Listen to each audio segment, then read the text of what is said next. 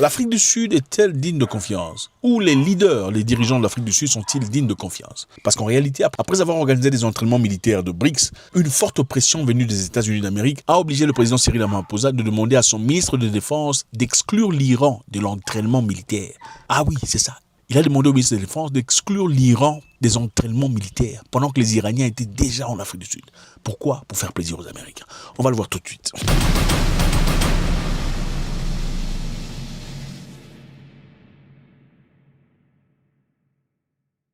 L'Afrique du Sud est actuellement confrontée à une étrange controverse. Qu'est-ce qui se passe en réalité? C'est le cas d'un invité controversé dans un important mouvement militaire. BRICS, nous connaissons tous BRICS. Qu'est-ce qui s'est passé aujourd'hui? Plus tôt cette année, l'Afrique du Sud a organisé un vaste manœuvre militaire de BRICS. C'était une première par un organisateur africain.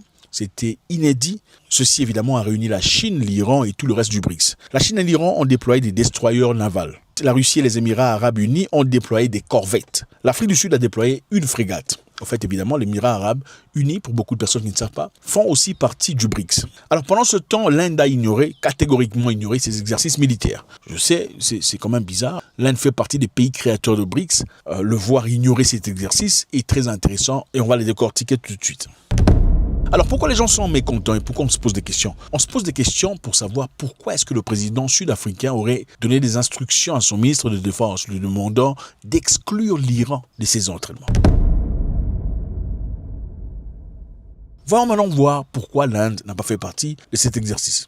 L'Inde a précisé que l'exercice appelé Wheel of Peace 2028 a été initié par l'Afrique du Sud et n'était pas officiellement sanctionné en tant qu'activité institutionnelle par le BRICS, c'est-à-dire en français simple pour nous les villageois. C'est-à-dire que l'Inde ne participerait pas à une histoire organisée par l'Afrique du Sud si ce n'est pas organisé ou agréé par BRICS. Donc l'Inde participerait seulement aux exercices officiellement approuvés dans le cadre de BRICS. Mais en réalité, beaucoup de personnes pensent que l'Inde le fait parce que l'Inde est sous pression des États-Unis d'Amérique. Ils ont peur de perdre accès au marché américain. Est-ce que l'Inde fait apparence de couardise peut-être ?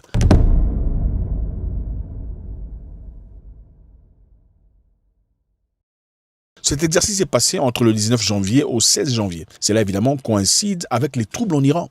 Vous savez tout ce qui s'est passé en Iran très récemment.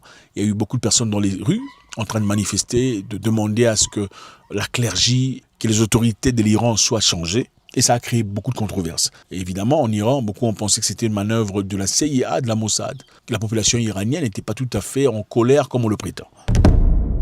Eh bien, je crois que l'une des grandes qualités du président Trump est de toujours envisager toutes les options. Les frappes aériennes ne seraient qu'une parmi tant d'autres à la disposition du commandant en chef. La diplomatie reste toujours sa priorité.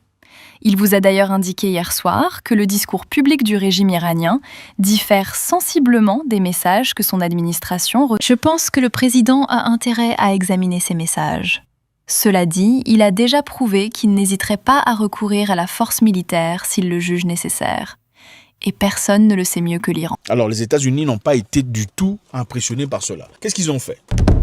L'ambassade américaine en Afrique du Sud a dit « Nous sommes profondément préoccupés et alarmés par les informations selon lesquelles le ministre sud-africain de Défense et de Forces de défense nationale sud-africaine aurait défié un ordre gouvernemental concernant la participation de l'Iran aux exercices navals en cours. L'Iran est un acteur déstabilisateur et un sponsor du terrorisme. Son inclusion dans les exercices conjoints compromet la sécurité maritime et la stabilité régionale. » Il continue en disant « Il est particulièrement inadmissible que l'Afrique du Sud ait accueilli les forces de sécurité iraniennes alors qu'elles tiraient, emprisonnaient et torturaient des citoyens iraniens, engagés dans une activité politique pacifique. Les mêmes droits pour lesquels les Sud-Africains se sont battus durement. » De toute façon, on est en train de dire aux Sud-Africains, vous êtes battus contre l'apartheid, vous avez lutté pour votre liberté, pourquoi ne permettez-vous pas aux Iraniens de lutter pour leur liberté? Donc en soutenant l'armée iranienne, en acceptant leur participation à ces exercices, vous êtes en train de violer exactement les choses pour lesquelles vous vous êtes battus. Alors, le président sud-africain, dans ce cas, comme les Iraniens diraient malheureusement, a réagi. C'est-à-dire, il a réagi à la pression américaine. Comment a-t-il réagi? Il a réagi en donnant des ordres. Il a donné l'ordre au ministre de la Défense lui demandant que l'Iran soit exclu de ces exercices militaires.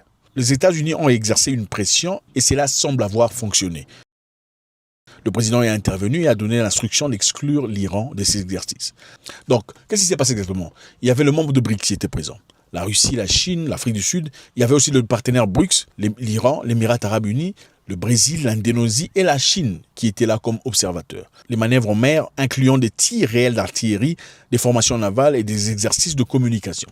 Bon, qu'est-ce qui s'est passé? Le président dit « J'ai donné des instructions pour pas que l'Iran fasse partie de ces exercices ». Les États-Unis d'Amérique disent pourquoi l'Iran a fait partie de ces exercices. Il y a eu pression. Les exercices navals étaient dirigés par la Chine et nous n'étions que les pays hôtes.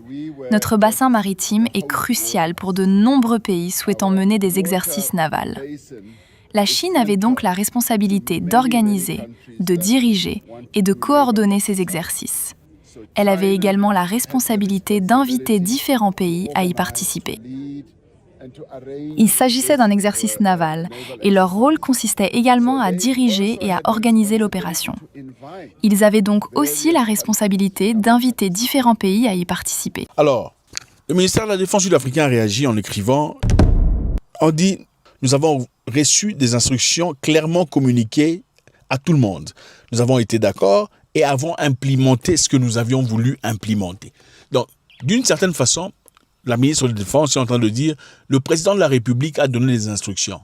Et nous, on a entendu, mais nous, on a choisi de ne pas respecter. » C'est une façon de protéger le président de la République. Protéger le président de la République contre quoi? Contre les États-Unis d'Amérique. Et beaucoup de personnes ne sont pas contentes du tout parce que ça donne l'impression que le président est faible. Comment ça se fait que le ministre doit sortir? Il a fait une déclaration ouverte. Nous avons reçu les informations et les instructions. Mais c'est nous qui avons fait ce qu'on a voulu faire.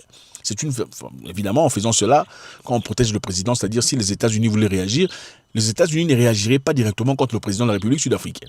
Parce qu'ils se diraient, bon, le président a donné les instructions, mais c'est la ministre qui n'a pas obéi. Mais d'une part, est-ce que ceci est bon pour le BRICS? Quelle est l'image que renvoie l'Afrique du Sud par rapport au BRICS?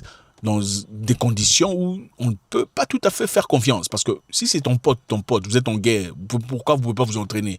Si tu dois dire à ton pote de ne pas faire partie des entraînements parce que l'opposition là-bas n'est pas contente, ça veut dire qu'il y a un problème. La réalité est que l'Afrique du Sud dépend beaucoup du commerce américain. Voilà pourquoi c'est important pour eux de protéger leurs intérêts. Mais dans ce cas, comment est-ce que la Chine, la Russie et le reste prennent l'Afrique du Sud dans ce cas? Si c'est un pays qui, évidemment, fait partie du BRICS, c'est eux qui ont organisé cet exercice, c'est eux qui ont invité l'Iran. Et en fin de compte, dire à l'Iran de ne pas participer. Et aussi la ministre de Défense, qui par elle-même a vu que ce serait complètement incohérent d'inviter l'Iran et ensuite dire aux Iraniens de ne pas faire l'entraînement. Mais tout en faisant de sorte à protéger le président de la République, en disant que c'est moi qui ai pris la décision à ce que le président a communiqué ce qu'il avait à communiquer. Nous, on a décidé ce qu'on a décidé. Faites-moi savoir ce que vous en pensez.